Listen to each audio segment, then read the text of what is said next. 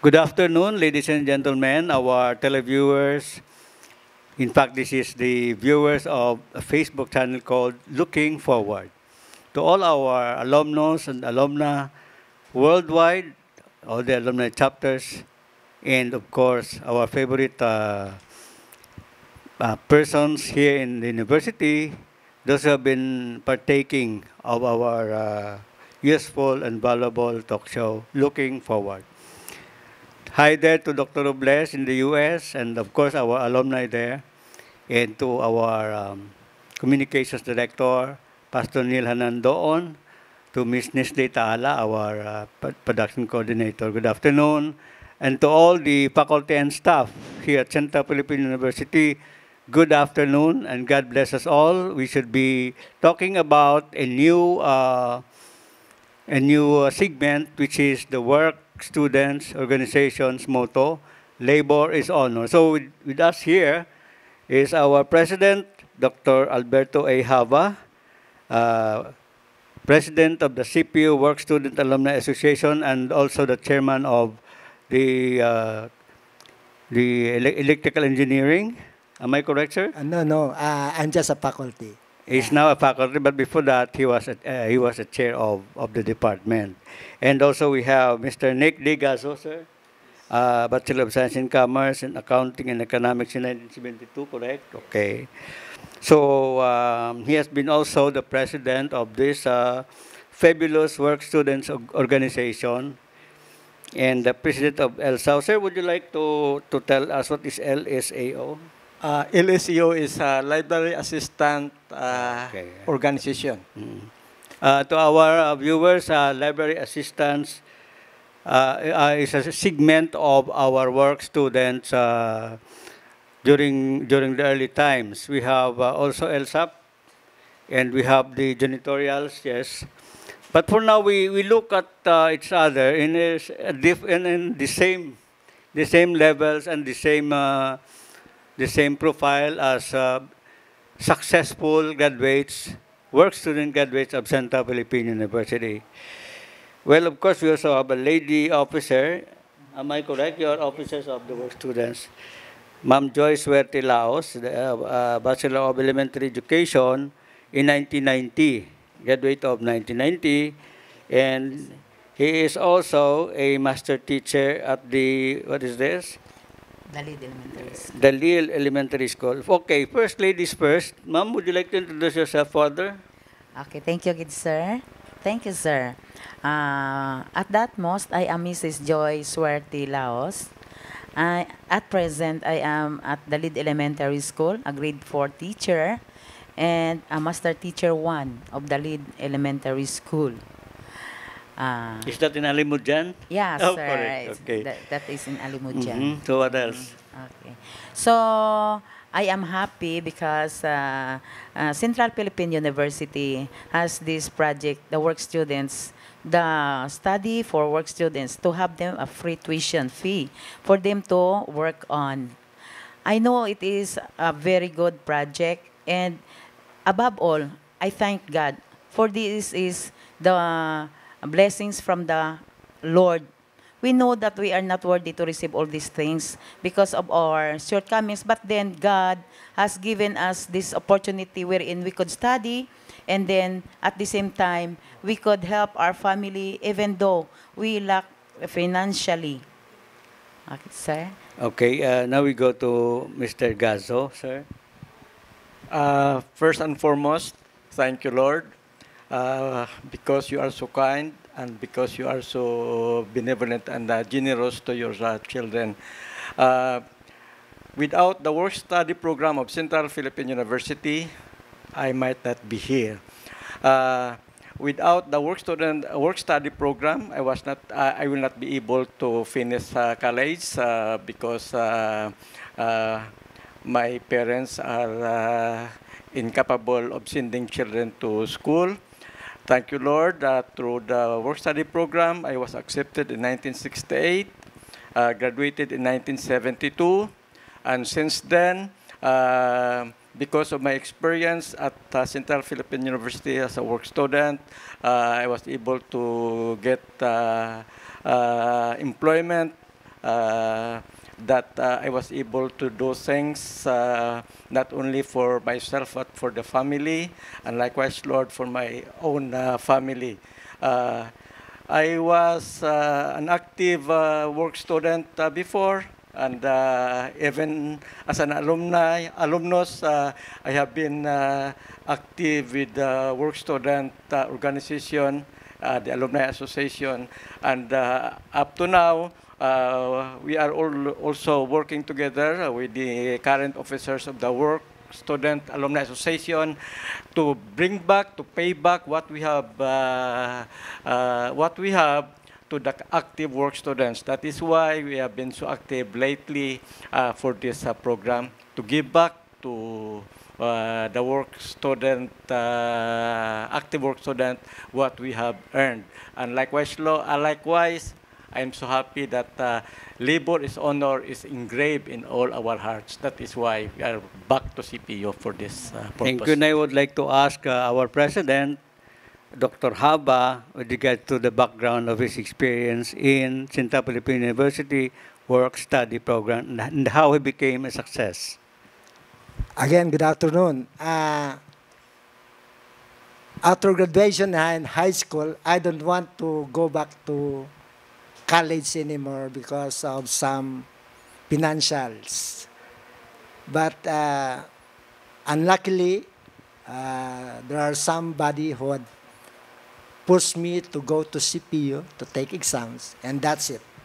I was a work student here at CPU from 1977 to 1982. I am a registered electrical engineer of CPU. I finished my masteral and I finished my doctoral in year 2009. You know, if I was not able to finish my undergrad at CPU, perhaps now I don't know where I am. So, you know, as what I've said by Nick Gasso, he said that labor is honor. So we are here today telling everybody, the work students, especially our alumni, work student alumni here at CPU, that indeed labor is honor. Thank you. So I would like to go back to Ma'am Laos and to ask you to define by yourself the essence of labor is honor. Okay, so good afternoon once again. So for myself, labor is honor. Truly, this is a God-given gift to us. We know that according to the Bible, God has said, if a person is lazy, he should not be given food to eat. And for that reason, I learned to value what we call labor. For we know there is really an honor for every labor we have.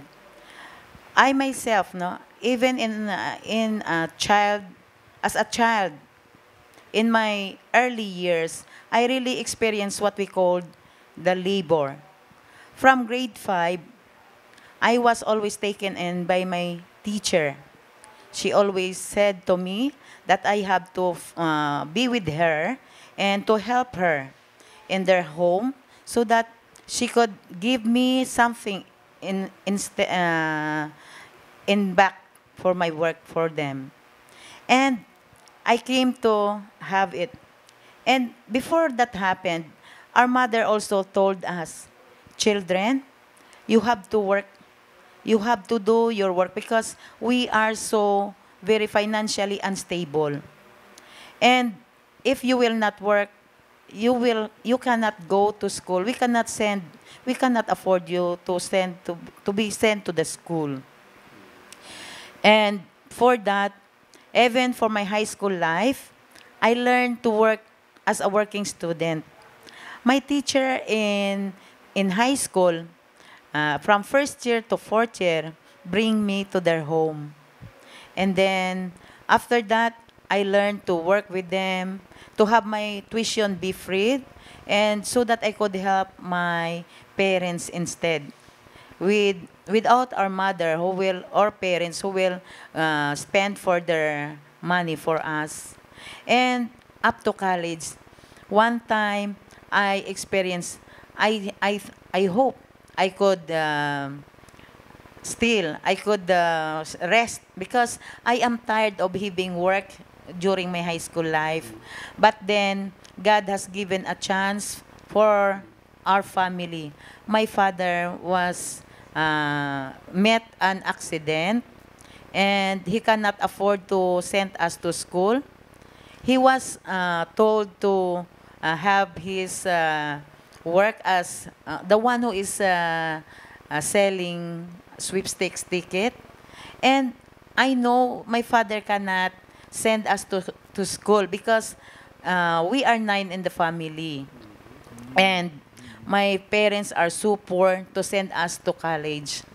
Now, what I did is, when one time my father goes home, he asked me, who do you want to study and pursue your college years? And then I eventually answered my father, yes, I want to finish my studies.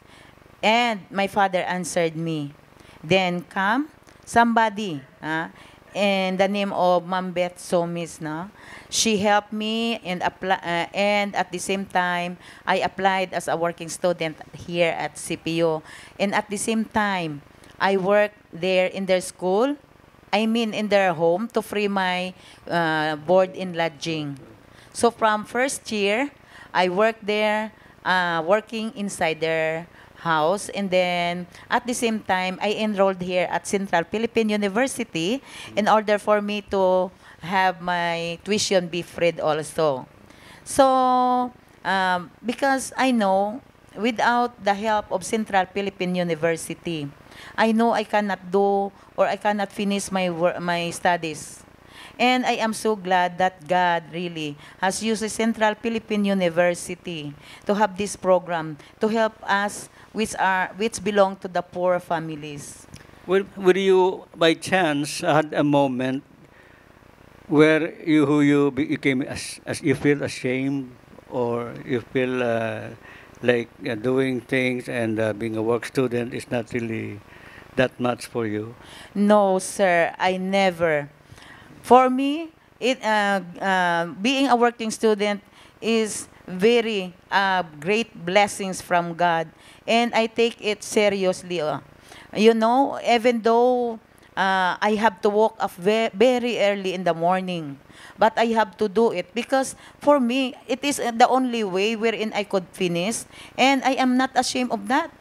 One time, we have our classes, and since the bell for the whole university was not in good condition, we are told to ring the bell at the corner of that new New Valentine.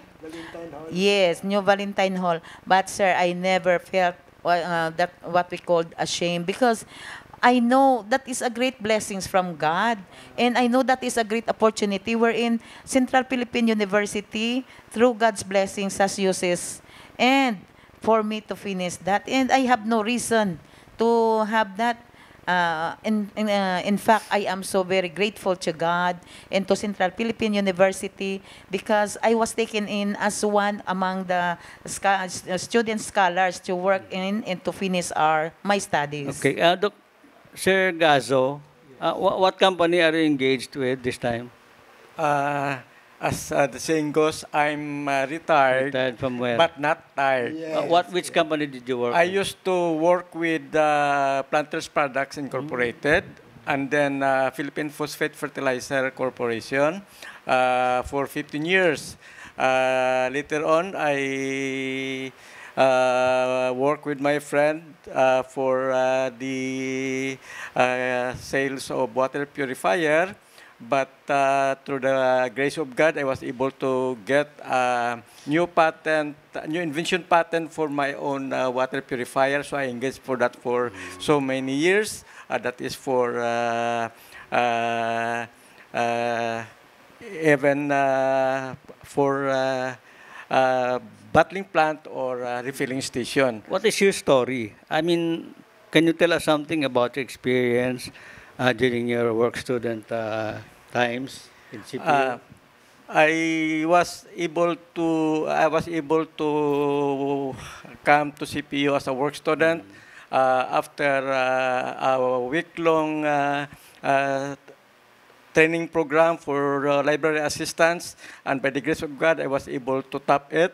And then I was I was so thankful for being a work student. I have so many experiences, but with the work students, it is my passage to so many things.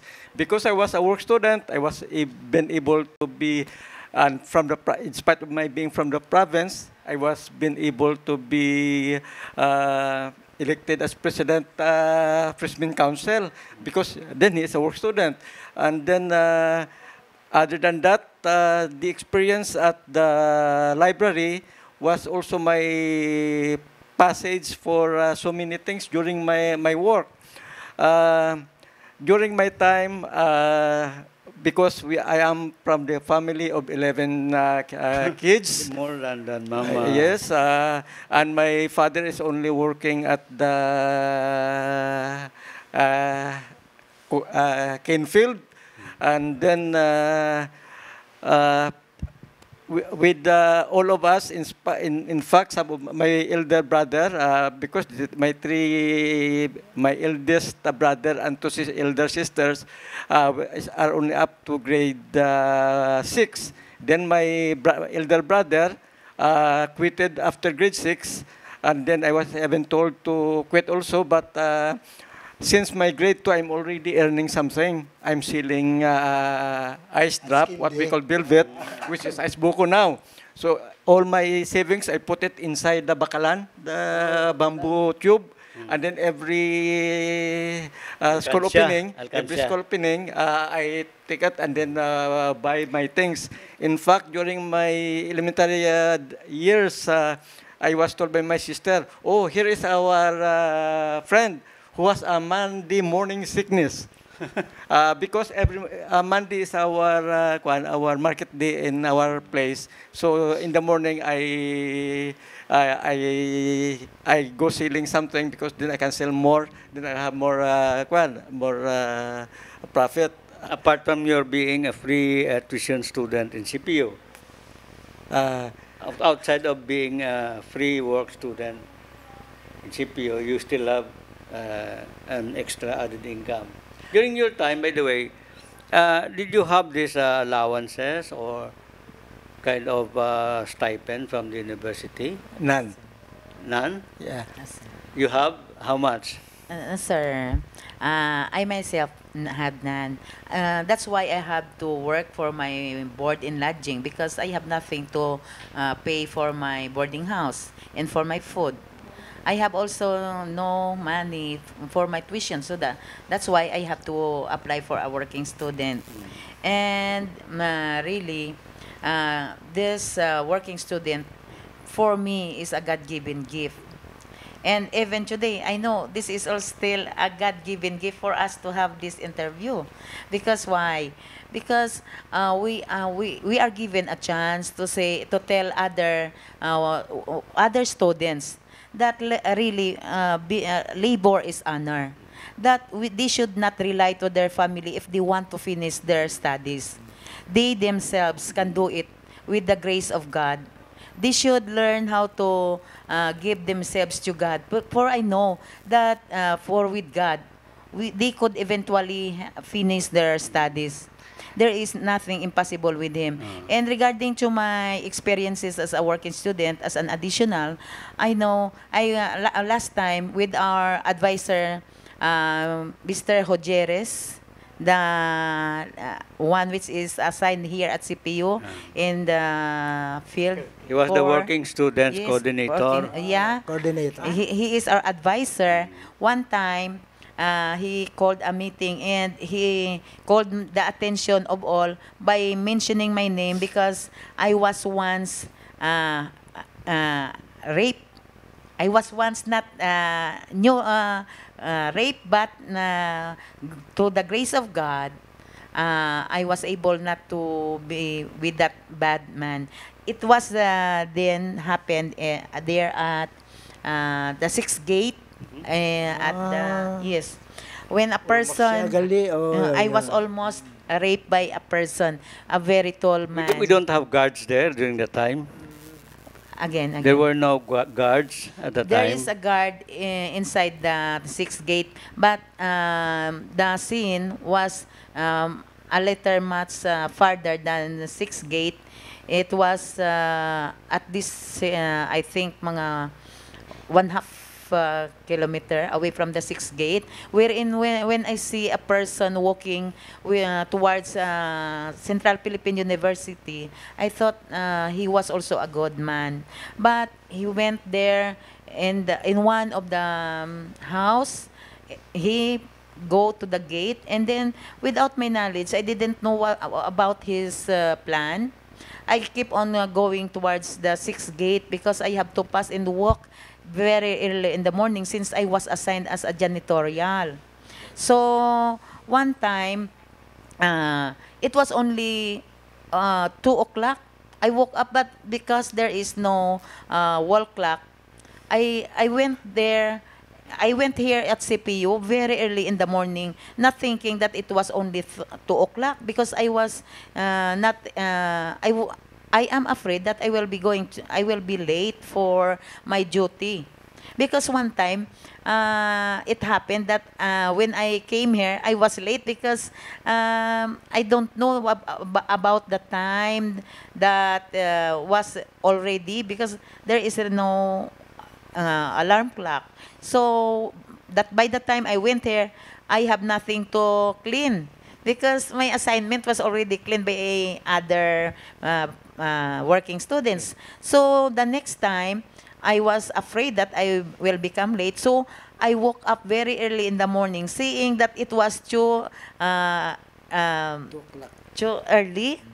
It was the shade of the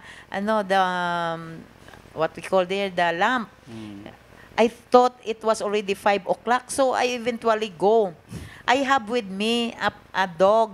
That dog always accompany me in coming here at CPU. But that time, the dog went away, even though I came in having him to accompany me, but that dog ran away. And along the street, that man went to the gate, and then I go on and proceeded to the sixth gate. And then until that time, I didn't know, but he came in, he went out the gate, and he walked behind me. So because he is too tall, his stride are very large, so he reached me, but he didn't run after me. He just normally walked. And then after we reach that place wherein there are some kangkongs, and some of the lamp there are dim because of the rain. So he put his hand here on my shoulder, and then he dragged me, giving his other hand on my hips. He told me, sabi niya, liko ka dyan, sabi niya. So, I didn't see any street where I could pass. So, all I saw is the kangkong on the canal. So, he has his plan of dropping me on the canal. And then, I screamed, but nobody helped me. But, one thing I really thank God is that He made that dogs, very large dogs, and very many dogs to surround us. And I know that is not a normal scene for me to have that dogs, because the dog did not attack me. And the person who have that bad intention, he just go ahead. He left me behind. I was left behind, dropped on the street. because my slipper slipped away when he dragged me. I pushed my body. So all the thing that happened is that I fell down on the street, and I was falling, and that dog really. But eventually, I did not see any dog after I was. Yes, that dog So you have vanished away. so many experiences, and that Yes. one is a very admirable thing to look, as you are a person of courage, and of course you are determined to pursue with your work. Yeah. Now I So, believe Dr. Hava here will have so more and even greater things to tell us about his experiences. yeah. Sir? Yeah. As I listened to Miss Joy and Nung Nek regarding their stories, the work study program here at CPU, I have something in my mind. I live in Mandurriao, just a, about 5 kilometers. And I was assigned at the student center. There's no janitor at the student center. So every day I would wake up early morning. I don't have to ride a San Miguel that passes through our house, or Leon that passes through our house, because I don't have money. All right. So what I did, since I'm a jogger, I jogged from our house going to CPU. And then upon reaching the student center below the university church, that's the way I cleaned the church, the university student center. During that time, in 1979, student center was closed. So that's why during that time, Ma'am Garingalao is my supervisor. She told me that she was assigned at the University Research Center under Dr. Ruiz. And if I want to join her, I could join her with Dr. Ruiz. So I thought that it's nice to be with the University Research Center. So I joined Ma'am Garingalao, and Dr. Ruiz was very much pleased with my work. So every mga drawing, everything that he did in his research, that is forwarded to Switzerland, I did all the drawings for that. And I did what we term the computation, all the computation, and he checked the computation, and every time that I gave him the results, and then, yes, you're very good in mathematics. That's why after 2 years, Serio, because of there's what we term a computerization already. A new computer from the United States arrived with Mr. Donkan, who is our supervisor. Sir, you told me that Sir Walden is the dean of the College of Engineering. Sir Walden told me, Bert, you can come here. Sir, I told Sir Rio, Sir, Dr. Ruiz will not allow me to be with the College of Engineering. But I told Dr. Ruiz, Sir, it is my desire to be with you, but this is part of my engineering course. So that's why I transferred to the College of Engineering. So we can readily see the story of Dr. Hava, that every work student who really worked hard have become successful. Seldom did I see a few people or some people who were once work students who haven't become successful. One of those is my ninong actually, Norman Ocana. Yes. Look what Yes, happened to yes. Mr. Norman Ocana. They became super millionaires. In fact, they owned a hotel there somewhere in Bacolod, but eventually he has a lifespan also. So Right. Well, anyway, there is much of stories and very interesting ones that could creep into our hearts. But for now, I would be inclined to make you give you some excitement, and this is with regards to the forthcoming Alumni Association Work Student Alumni Association Homecoming, sir. Yes, yes. Yeah, that we will have that be on this coming September 29. 29. And let me just ask them, what are the plans? First of all, of course, the president will say something about the Work Student Alumni Association's activities. Yeah. During our meeting last time, actually we have a monthly meeting. That is the first Saturday of the month. So during our meeting last August, that's August 3. Is it August 3? Yeah. During that time, we talk about that we should place what we term a table at the university, at the registration, for us to get all the alumni of the work students, everybody. So I told them that we should have what we term a pre-registration for the forthcoming grand reunion global on reunion. 2020. Yeah, okay. So this is it.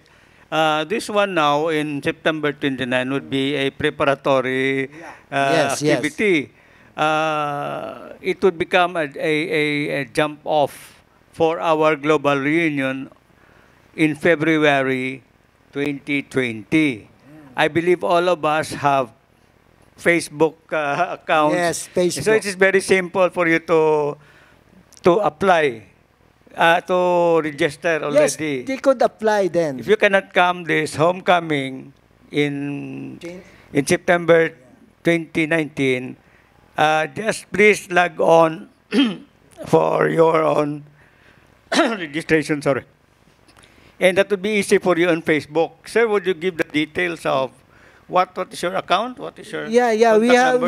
we have already made, we have already the chat, and then we have already what we term the data on what to do for them is to just send on those what we term the registration form. This is the registration form. Invitations for all the work students, alumni, okay, work student, alumni, for the forthcoming February 4, 2020 at 4 p.m. at the Alumni Promenade Concert Park. So there's what it your name, your contact number, then you are going to check, this is placed, this is already in the Facebook, okay? They can check here, yes, I will attend the reunion, yes, I will subscribe, because you are going to solicit, there's a solicitation here, and there's a, sorry, I am not available, okay. So there's also this amount paid, and then the t-shirt size. What are the size of the t-shirts? What else is included in that solicitation? For example, he would check for 10,000. What is included in 10,000? No, if he or she gets inside back covers, that's you mean 5,000. you have a souvenir program? Yeah, we have a souvenir program. And Good. then we have a full page, it is 2,000. And then half page, 1,000, one-fourth page, 500, line greetings, 200 pesos. I know there are a lot, no? I know. There are a lot of work students down there waiting for this event that will come this coming February 4, which is the grand reunion of CPU Grand Reunion. And before February 5, we will have our reunion. The Work Student Alumni Association This Incorporated. reunion for the work student night. Yeah. That would be on September 2019 this year. September 4. September, no. Yeah, this September September 4, 29. 29. 29. And now, I believe it's not just about the solicitation. I still I still observe people are talking about who is who has achieved so much. Yes, And yes. even these people may not even just connect to that page or one whole page or one. They would even they may even give one bigger Yeah, yeah. contribution, you know. You know, Sai, with this, it's nice that we are here in this TV program of yours, because we could say something what is really in the Works Student Alumni Association. Am I invited there? Yeah, yes, yes, yes, yes, yes, I. By the way, yeah, folks, by the way, I was also a work student. Ah, And so I'm very pleased that I have this time reserved for these three guys here. I would be very glad if I can contribute also, even just by inviting my friends also who were work students before. So over there in America, Australia, Canada, elsewhere in the world, I hope the work students will be grateful enough to look back, come back, and enjoy with us here in CPU's Homecoming 2019 for the Work Students Alumni Association. What else can we say, sir? To make it convenient for all work students, alumni who will be coming, we have a registration of 500 pesos that will take care for your t-shirt, for your food. And likewise, that will also sustain the food for all the active work students, because we will not be charging them, we will not be collecting from them. So the current work student. students Yeah. who are still active work students here. So that will be it. And we will be grateful if they will be generous enough to, as you said, other than the souvenir program, because we are working on some projects that will benefit the active work students, because we understand how they feel, how they are now during our time. During our time, it's even much easier because things are cheap. But today, they have to work hard. That I think we need something to alleviate the problem. You are planning to put up a project wherein current work students will be subsidized in some way. Yes, For that's example, we have, well, I'm also with some groups who are supporting the current work student. In fact, in Rotary Club, we also give them additional allowances. Yeah. So what else can you offer them? We have this what we call grant and aid for all indigent work students that will be distributed among the three main groups: the library, the janitorial and special services. So we are already in the planning stage. We have made some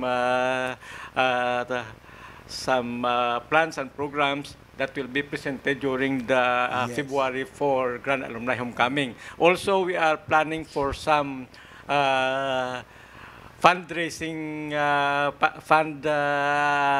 projects, something activities that will earn to support these programs that we have.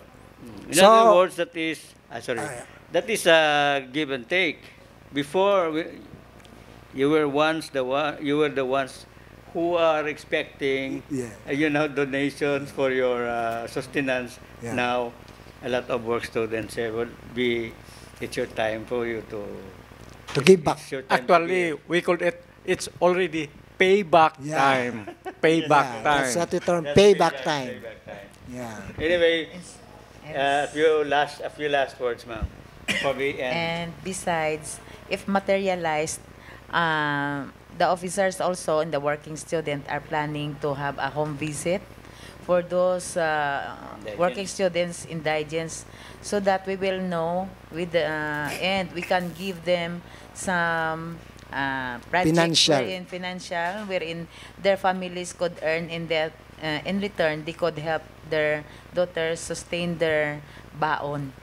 And that is if we have some enough financial last words, Dr. Haba. So you know, Joy, we are calling we're calling all the work students down there.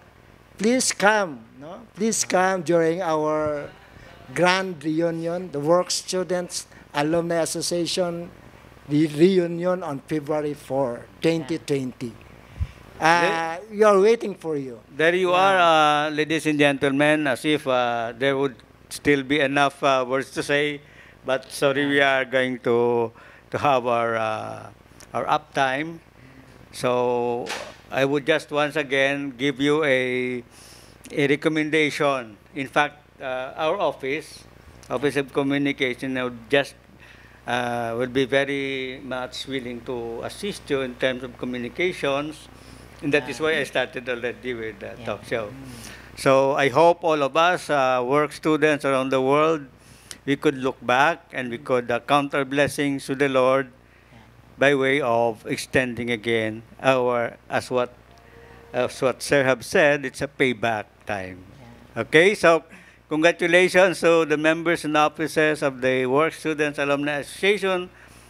We're looking forward to that big event in September 29.